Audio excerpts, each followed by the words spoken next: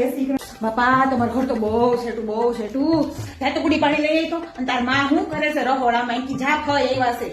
રહોડામાં તો ઘઉં હું એટલું કરશે ને પણ તોય કઈ હારાવે ઠાજી નહીં હોય શીખવું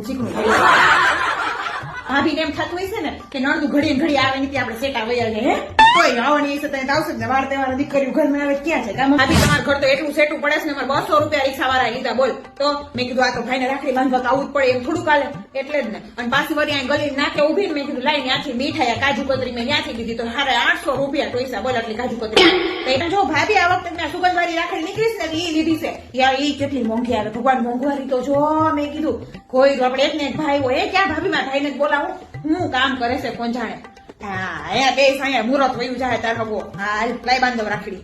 ના મારે વહી જવું છે રોકાવું નથી ના જવું જ છે જમીને ના મારે વહી જવું છે એવું આ તો ઓવર એક કામ કરું હું છે ને તમારે જમાઈને નહીં બોલેલું કન્યાને બેન બોલે લે ને પછી મારે હું ત્યાં જઈને રસોઈ ના કરવી ફોન કરીને કહી દઉં કાંઈ નથી દેવું કાંઈ ના અરે મમ્મી બેનું તો ભાઈ રક્ષા હાટો આવતી હોય પૈસા લેવા થોડીક આવતી હોય હે ના કાંઈ નથી જોતું હવે લે